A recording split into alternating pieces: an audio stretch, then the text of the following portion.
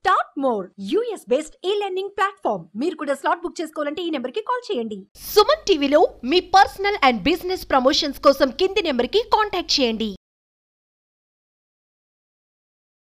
Hi, GVS Suman TV ప్రేక్షకులకు నమస్కారం. Okay, ఈరోజు ఒక రిటర్న్ రేషియో గురించి చెప్పుకుందాం. This is not an investment advice, this only for education purposes. మన వాల్యుయేషన్ రేషియోస్ రెండు ముఖ్యమైనవి చెప్పాను నేను. Price earnings multiple, price to book per share ఎంత ఉంటాయని. అలాగే మీరు ఒక కంపెనీ దాని స్తోమత, దాని బలం ఎలా మెజర్ చేస్తారు?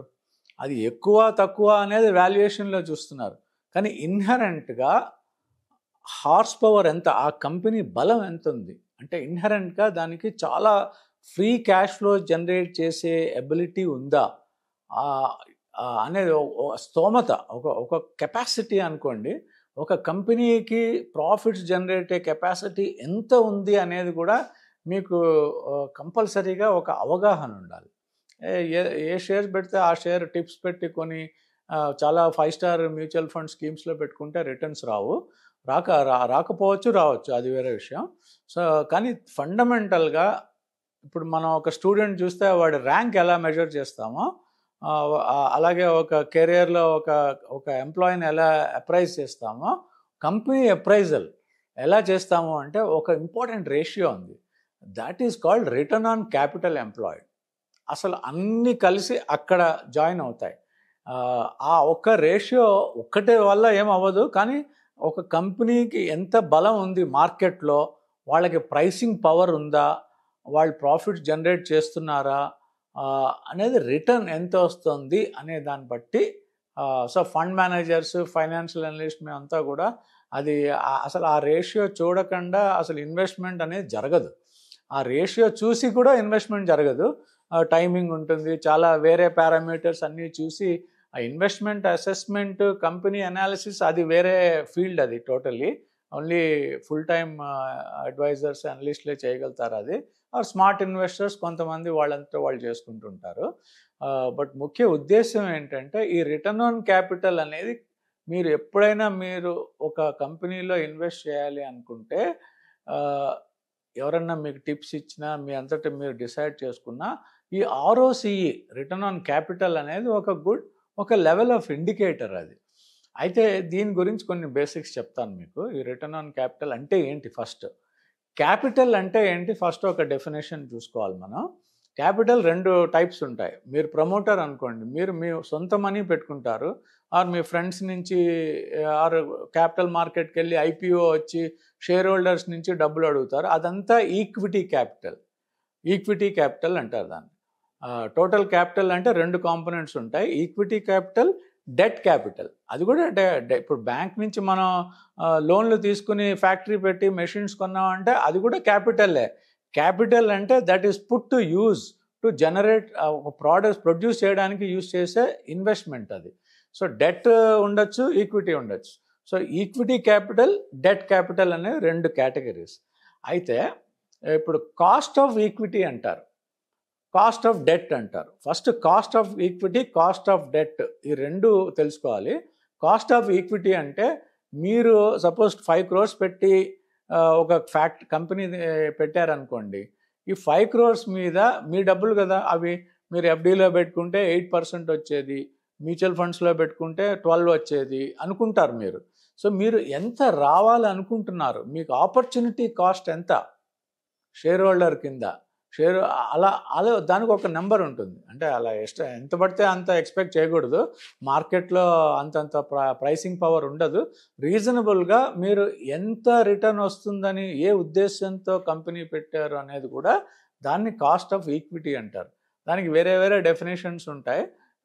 ఆపర్చునిటీ కాస్ట్ కూడా ఒక parameter cost of equity decide చేయటంలో. షేర్ హోల్డర్ రిక్వైర్మెంట్ అనేది కూడా ఉంటుంది. అది దానికి కూడా చాలా క్యాపిటల్ అసెట్ ప్రైసింగ్ మోడల్ అని చాలా కాంప్లికేటెడ్ మోడల్స్ ఉంటాయి, అవన్నీ వదిలేయండి. సో కాస్ట్ ఆఫ్ ఈక్విటీ ఎంత, సరే 12%, 10% అనుకుందాం. మీరు 10% మీరు పెట్టిన డబ్బుకి 10% వస్తే యు ఆర్ హ్యాపీ. మార్జిన్ కాదు, రిటర్న్ ఆన్ క్యాపిటల్. మీరు పెట్టిన 100 మీద ప్రతి ఇయర్ మీకు అట్లా 10% రావాలి. ఎక్స్ట్రా మనీ పెట్టినా కూడా 10% జనరేట్ అవుతుంది మీ డబ్బులకి. అలాగే బ్యాంక్ నుంచి మీరు 50% మీ డబ్బులు పెట్టారు, మీ రిక్వైర్మెంట్ 10% రిటర్న్, మీ equity capital return on expected rate of return అంటారు. రిటర్న్ ఆన్ ఈక్విటీ 10% అనుకుందాం. మీరు సగం డబ్బులు మీరు తెచ్చారు, సగం బ్యాంక్ వాళ్ళని అడిగారు. వాళ్ళు మీరు ఒక 100 crores పెట్టి వాళ్ళు మీరు 50 crores పెట్టారు, దాని మీద required rate of return on equity 10%. Bank వాళ్ళు ఇంకో 50 crores ఇచ్చారు మీకు, వాళ్ళ వడ్డీ రేట్లు ఉంటాయి టర్మ్ లోన్స్ అవి, సో అది 15% అనుకుందాం అనుకోండి. వాళ్ళు సగం ఇస్తున్నారు, మీరు సగం పెడుతున్నారు, కానీ మీరు 10% వస్తే చాలు అనుకుంటున్నారు, వాళ్ళేమో 15% అడిగారు, ఇస్తున్నారు లోన్ మీకు.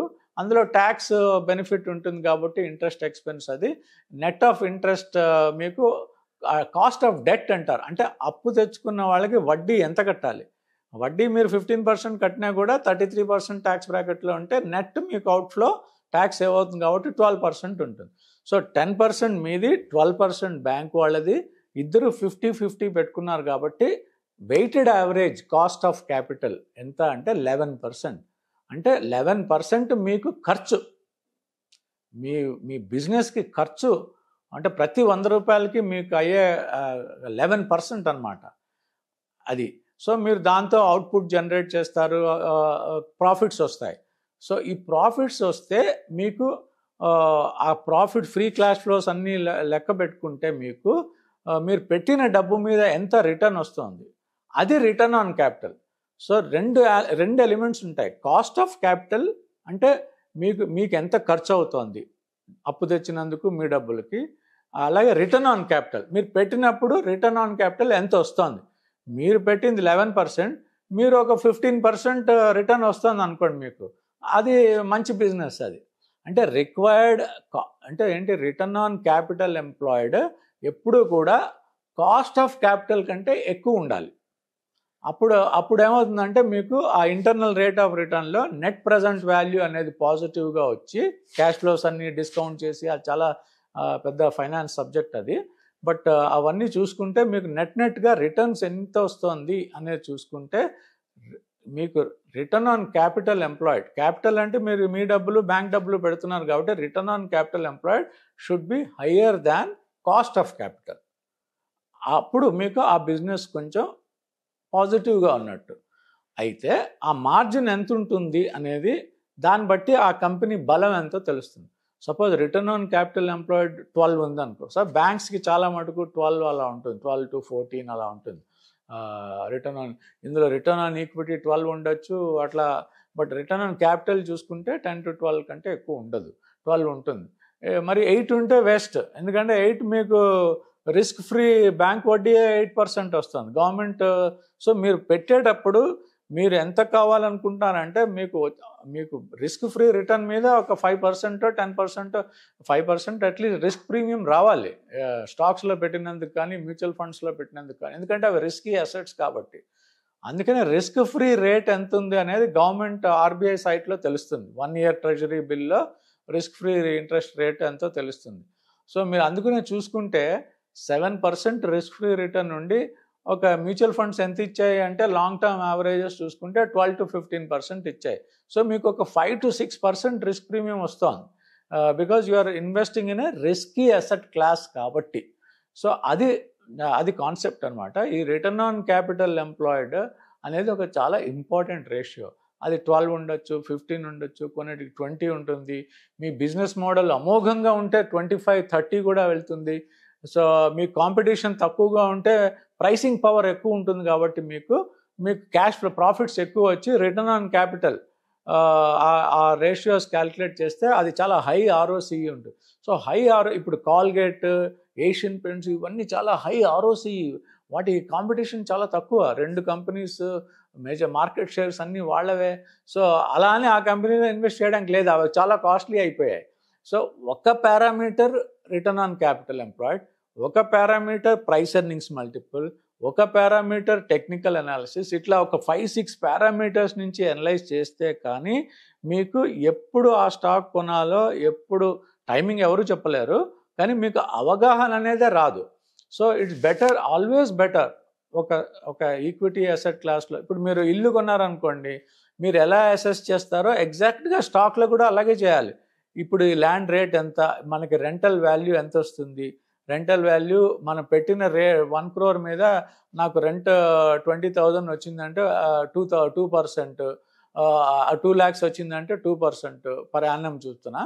అట్లా మీరు 2 ఉంటే మీరు పెట్టరు, 5, 6 ఉంటే ఓకే అనుకుంటారు, 10 వస్తే ఇట్స్ వెరీ గుడ్.